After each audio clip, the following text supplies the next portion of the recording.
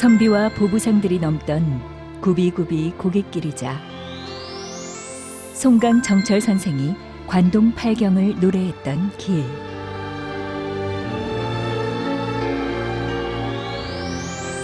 서울에서 울진으로 이어지는 관동대로의 흔적을 찾아 지난 시간 그 첫 여정을 나섰습니다.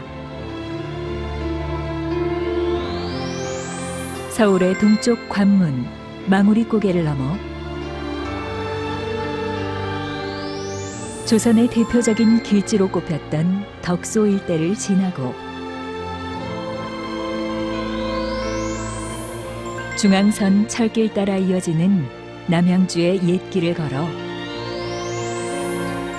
두물머리의 풍경이 펼쳐지는 양평에 다다랐는데요. 양평에서 강원도로 이제 그 두 번째 여정을 이어갑니다. 용문에서 출발한 두 번째 여정이 지평을 거치게 되고 구돈제, 대송치, 소송치를 지나가지고 문막을 지나 원주 거쳐가지고 치악산 자락의 그 새마을까지 이어지는 여정이 두 번째 여정입니다. 우리네 삶의 이야기와 천혜의 비경을 간직한 관동대로. 그 길의 흔적을 보듬는 두 번째 이야기입니다.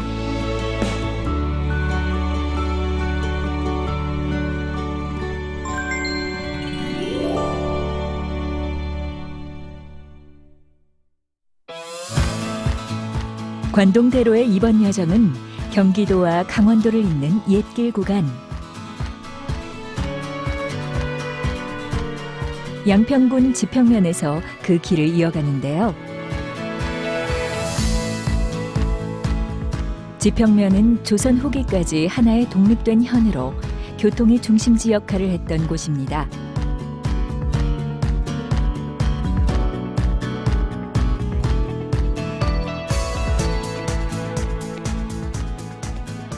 일제가 우리나라를 강점하고 나서 97개의 군현을 폐했는데 그때 양근과 지평을 합쳐가지고 양평군으로 바꿨습니다. 그래서 지제면으로 있다가 지평으로 이름을 되찾은 것이 불과 몇 년 안 됩니다. 양근과 지평, 두 고을이 지금의 양평이 된 건 1900년대 이후. 특히 일제강점기를 거치며 수많은 옛길과 지명들이 역사 속으로 사라졌습니다.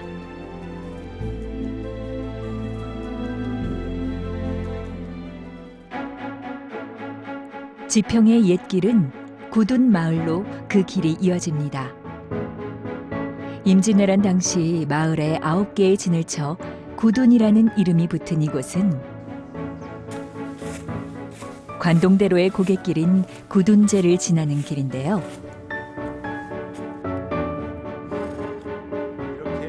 강원도 장군들이 도적들을 만날까 무서워 떼지어 넘었다던 구둔제.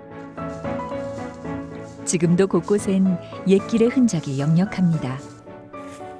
야, 이렇게 V자로 이게 파진 건 이게 옛길의 흔적이에요.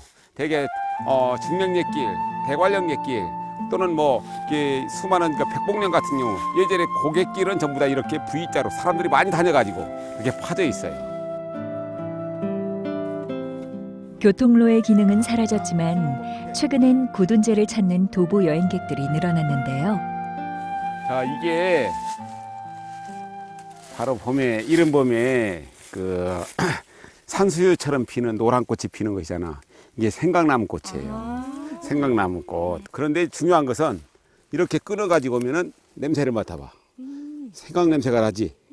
그래가지고 이거 맡은 다음에 물을 먹어봐. 물 한 모금 먹어봐봐. 물 한번 먹고 생강차.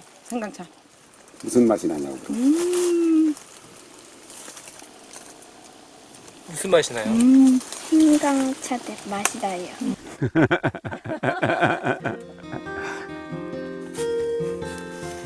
싱그러운 자연을 온몸으로 느끼며 천천히 걷는 옛길. 땀이 송글송글 맺히지만 걸으면 걸을수록 걷는 맛이 있습니다.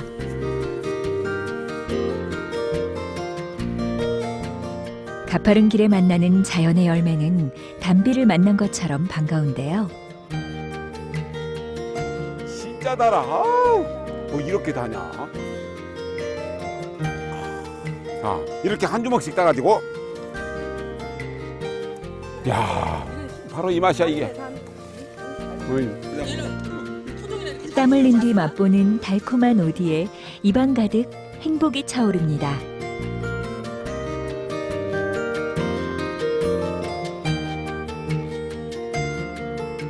그 옛날 한양을 나선 사람들이 영동 지방으로 가기 위해 넘어야 했던 구둔제. 여기 장사꾼들이나 유배를 가는 사람들이나 베스라치들이나 모든 사람들이 이곳을 가면서 갔다가 무사히 돌아오게 해달라고 해가지고 이 돌을 주워가지고 자 던지고 그리고 간절히 이렇게 하면 기도하고 이렇게 넘어가는 것이 이 상황당이에요. 이렇게 지금은 돌무더기처럼 생겼지만 이게 역사의 현장이에요. 이게 구둔제. 때묻지 않은 원시의 자연 속에 원형 그대로의 모습을 간직한 옛 고갯길. 자, 이 고개 넘으니까 어쩌냐? 좋아? 여름에? 네. 땀 흘리고 넘으니까 좋지요. 네. 허균도 강릉에서 태어나가지고 어린 시절에 서울을 갔기 때문에 이 희수 나이에 말하자면 이 고개를 그보다 더 어린 나이에 이 고개를 넘었어요. 어쩌면 험난한 고개를 넘는 옛길은 옛사람의 끈기와 지혜를 배우는 특별한 통로인지도 모르겠습니다. 좋은 공기 많이 마시고 힘들어도 인내심을 기를 수 있어서 왔어요. 이렇게 산에만 가는 게 아니라 이런 마을과 마을 동네를 걸어다니면서 교류하는 것도 굉장히 좋을 것 같아요. 그리고 오늘 또 이렇게 토종 오디도 이렇게 보고 하니까 너무 좋네요. 당도도 너무 달아요. 네. 오랜 세월 산과 강이 핏줄이 되어 만들어진 길들. 김정호는 이 길을 토대로 조선 지도학의 집대성인 대동여제도를 완성했는데요. 독자적 기호를 활용해 13,000여 개에 달하는 지명을 쉽고 빠르게 이해하게끔 했고 심리마다 점을 찍어 지역 간 거리도 알 수 있게 했습니다. 또한 배가 다닐 수 있는 물길은 2줄기로 배가 다닐 수 없는 물길은 1줄기의 곡선으로 표시했는데요. 길의 사정을 쉽게 알 수 있도록 옛 지도를 근대화한 지도가 바로 대동여지도였습니다.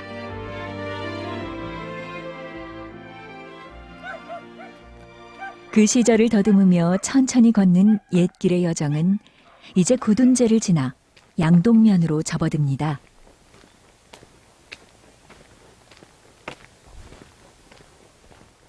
양동면은 강원도 원주와 맞닿아 있는 양평의 끝자락인데요. 눈이 잠겼구나. 양동면 쌍앙리엔 조선 중기에 지어진 사당으로 이식 선생이 낙향해 제자를 양성하던 태풍당이 남아 있습니다.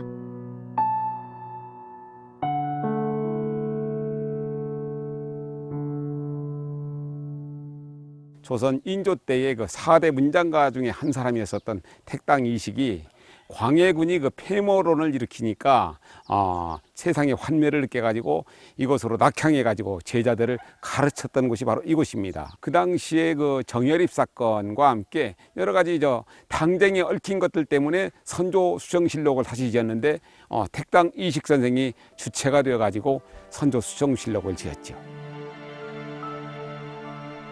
조선 제14대 왕의 역사가 담긴 선조실록을 수정할 당시 당대 인류의 문장가답게 총 42권 중 30권을 편찬했던 이식 선생. 좋은 문장은 어떤 고문에 의존한 문장이 아니고 창의력이 있어야만이 좋은 문장이다 했던 사람인데 그의 작품 속엔 벼슬을 놓고 돌아오던 길의 심정도 고스란히 담겨 있습니다.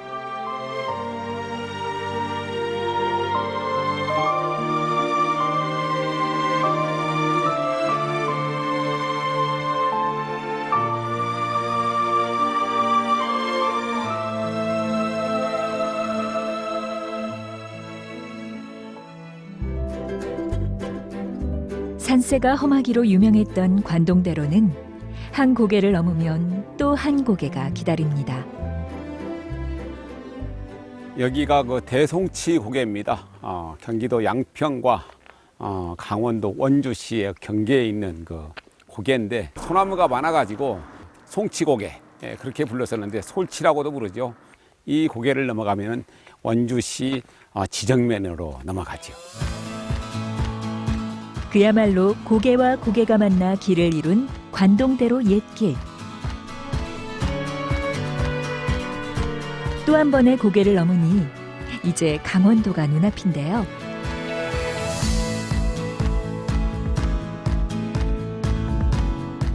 가파르지만 풍요로운 산들이 옛길을 고이 품은 땅. 양평을 지나 처음 닿는 강원도 땅은 예부터 살기 좋은 곳으로 꼽혔던 원주입니다.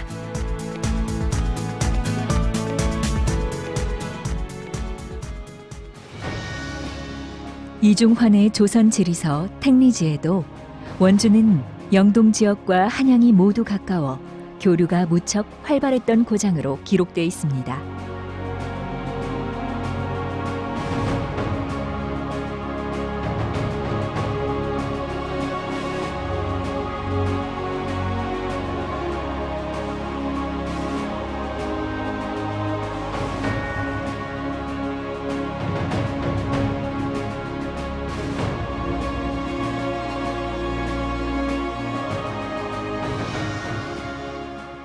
번성했던 원주의 옛 모습을 떠올리며 관동대로의 옛길을 따라 걷다 보면 덕가산 서쪽 깎아지른 듯한 벼랑에 서 있는 전설의 바위를 만납니다. 그 이름부터 심상치 않은 욕바위.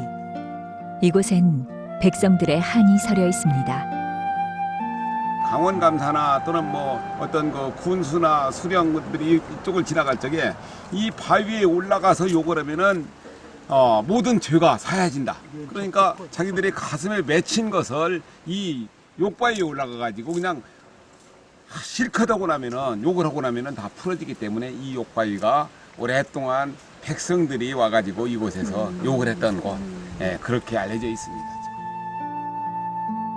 지방의 수령들이 매관매직으로 관직을 얻으면서 백성들의 고초가 심했던 조선 후기. 하소연할 데 없던 백성들은 이곳 욕바위를 찾아 그 답답함과 억울함을 토해내곤 했습니다.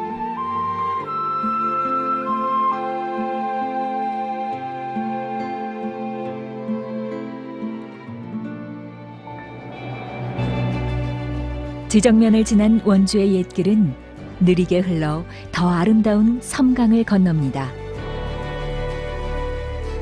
섬강은 송강 정철이 관동 지방으로 답사 여행을 할 때 첫 행로로 잡았던 곳이기도 합니다. 서울에서 말을 타고 이틀 걸리면은 원주에 다다랐는데 여기가 바로 이제 건너가 문막이거든요. 문막. 섬강을 건널 적에 장마가 들면은 이게 사람들이 못 가잖아요. 막을 치고 있었다고 해서 문막인데 섬강 물줄기를 따라 문막읍과 호저면을 지나면 관동대로 옛길은 소초면으로 이어집니다. 쭉 뻗은 도로들로 옛길의 흔적이 사라진 길. 그 길 아래로 과거를 간직한 유물의 일부가 남아있는데요. 고려시대의 것으로 알려진 교향리 석조 불두.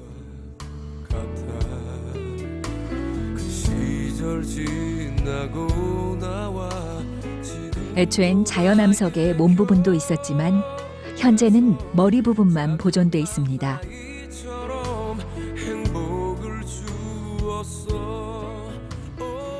이 교황리 석조불두는 원래 그 관동대로가 지나던 길목 이곳에 42번 국도가 들어서면서 그 자리에 있었던 것을 이쪽으로 옮긴 것입니다. 그래서 위험이 있지도 않고 그렇다고 근엄하지도 않으면서 이 지역 사람들에게 민중들을 보듬어 주던 이 불상이 이렇게 느티나무 밑에 있습니다. 소초면 교향리 일대에 대대적으로 도로를 확장하면서 세길에 떠밀려 몸의 일부가 매몰된 고려시대 불상.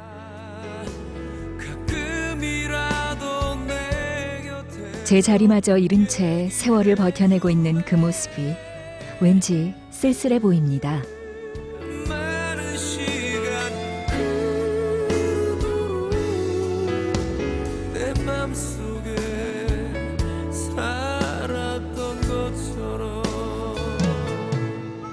옛길의 흔적은 많이 사라졌지만 원주시 소초면을 지나다 보면 여전히 옛것을 지키며 살아가는 사람들을 만나게 됩니다. 야, 온나무들이 많이 있네. 아, 저기. 안녕하세요. 요즘은 비탈진 산길에서 옷 채취가 한창인데요. 이렇게 상처를 내는 거예요? 예. 아, 닷새 아침마다 여기 하나씩 그어요. 닷새 한 마나씩 한 번씩 그으면 한 번씩 그으면은 거리 이제 옷이 내려오는구만요. 발발이 이제 긁어 담고요. 예부터 온나무가 많아 옷 주산지로 유명한 원주.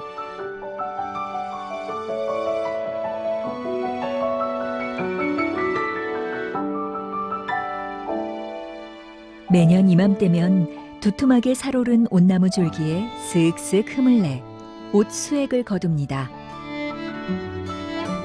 눈물 거두듯 귀하게 얻어지는 게 바로 옷이라고 합니다. 그러면 이 옷은 지금 어떤 용도로 쓰는 거예요? 대개 이제 약칠로다도 들어가고요. 약칠로. 예, 약 이제 암 환자들 뭐 이런 데 이제 폐 환자들 여기 또 작은 양반들. 그럼 낮은 줄기로도 쓰잖아요.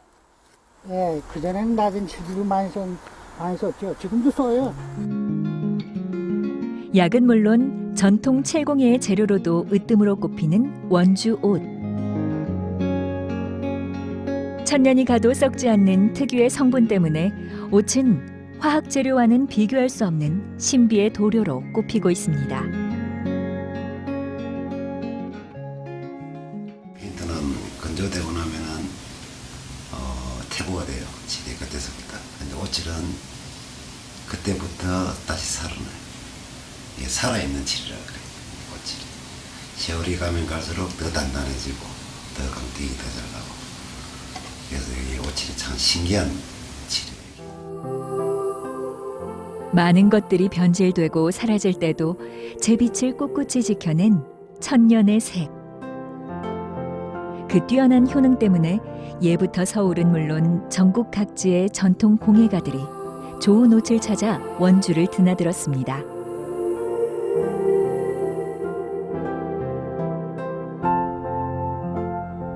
원주가 옷의 주산지가 된 건 일제강점기부터였습니다. 이 진을 가르쳐주고 예. 이런 사람이 예. 가르쳐주고 신고서 이제 그거 내는 사람은 진용도 안 갔어요. 말하자면 기술자들은. 기술자로 예. 진내라고. 그래갖고 이제 그때 진용도 안 가고 이제 낸 거지. 그냥 자기 물 좀 먹고. 웬만한 사람은 가까이 하기도 두려운 온나무 옆에서 평생을 함께한 부부. 어디서 시집을 오셨어요? 원주 저기 저 봉산동이요. 봉산동에서. 두 분이 이제 50년 세월을 온나무하고 한평생을 보냈네요. 네. 그러면 이게 오히려 이 일을 안 컸다고는 자녀분들보다 더 친한 것이 옷이네, 온나무네. 미안하지요. 뭐 저도 힘들고 안 힘들고 미안한 점이 많죠. 뭐 그렇지. 안 미안하다 그러면 다 거짓말이고. 그렇죠. 그렇게 부부의 삶도 나무와 함께 연그렀습니다. 예부터 원주는 자연이 내린 선물이 많았습니다. 원주시에 호저면이 있습니다. 조으로자에다 당나무저 해가지고 호저면이 있는데 그곳에서 나는 당나무가 좋아가지고 이곳 원주에서 종이를 많이 만들고 있습니다. 원주시 호저면이 주산지인 당나무는 조선시대 세종실록 지리지에도 원주 특산물 중 하나로 기록돼 있는데요. 11월에서 2월 사이에 나오는 햇 당나무를 이용해 한 장 한 장 일일이 정성으로 뜨는 원주 한지. 그 품질이 뛰어난 덕에 원주 한지가 보부상들을 통해 전국으로 팔려나갔습니다.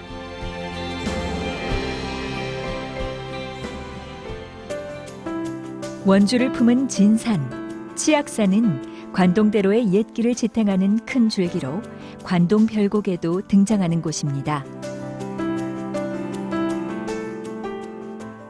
평구역에서 말을 타고 와가지고 썼던 구절 중에 섬강은 어디인가, 치악산이 바로 여기로다.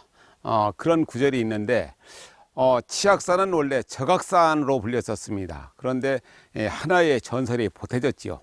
예전에 어떤 선비가 이곳을 지나다가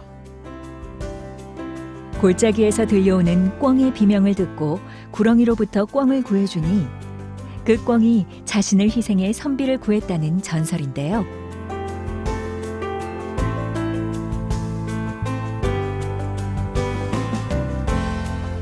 치악산엔 꿩의 전설만큼이나 유명해진 별미도 있습니다. 원주를 지나던 길손들 사이에서 입소문이 퍼져 그 이름을 알린 황골엿인데요. 치악산 자연부락 황골마을에서 처음 만들기 시작해 대대로 그 전통을 이어왔습니다. 아침에 여럿이 들어서 옥수수하고 쌀하고 볶아가지고 점심 먹고 씻어가지고 소스로 갈아가지고 끓이는 거죠. 가마솥에서 진득하게 구워내는 추억의 맛. 예부터 사람들이 많이 모이는 곳이면 어김없이 등장하던 것이 바로 엿이었습니다. 언제서부터 이곳에서 엿을 만들었어요? 일제시대 때도 이 엿이 유명해서 아마 못하게 하셨다 그래요. 예. 그래서 여기 시집 오니까 옛날 집 굴뚝은 땅에가 있어요. 뒤에 땅으로 있더라고요. 못하게 하니까 연기가 하늘로 솟으면 들키니까 뒤에 안에 그 땅에서 이렇게 연기가 이렇게 퍼지잖아요. 그러면은 그게 몰래 해도 되니까. 고려시대 동국 여지승람에 처음 기록됐던 엿은 전통 한과 중에서도 가장 오래된 역사를 자랑하는데요. 먹을 게 귀했던 시절, 영양을 보충하는 간식으로 먼 길을 떠나던 길손들이 꼭 챙겼던 전통 엿. 지금이야 추억의 음식이 됐지만 한때는 각지의 주막에서 엿을 팔 정도로 그 인기가 대단했습니다. 작은 애들이 짐에 딱 넣어가지고 가는 것이 바로 그 인절미나 이 엿이었었거든요.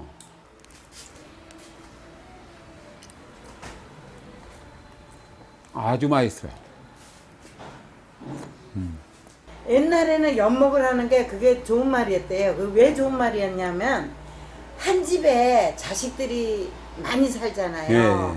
애따 엿먹으라 그러고 장손 입에다 넣어준 거예요. 그러니까 밑에 손주들이 할머니 뭐야 그러니까 너네 형이 말을 안 들어서 입을 때려줬다 해서 애따 엿먹으라 이렇게 됐다 하더라고요. 좋은 말이네요. 아주. 원주 치악산을 지난 관동대로 옛길은 이제 횡성으로 접어드는데요.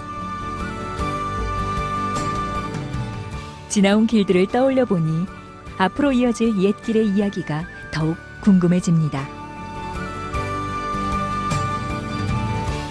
구둔째를 넘고 섬강을 지나가지고 원주 지나가지고 새말까지 이르렀습니다.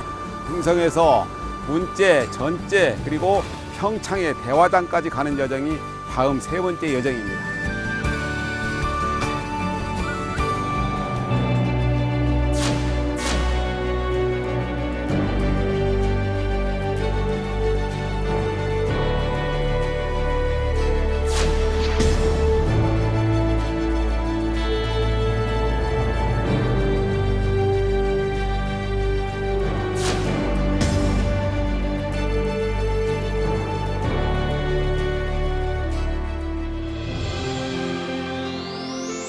인적이 끊긴 고갯길에서 삶의 속도를 늦추고 선인들의 삶을 배웠습니다. 길 위의 흔적들 위에서 사라져가는 것들의 아쉬움을 느꼈습니다. 걸음걸음에 자연과 생명, 그리고 사람의 향기가 배어나는 옛길. 그 길 따라 관동대로를 만나는 과거로의 도보 여행을 이어갑니다.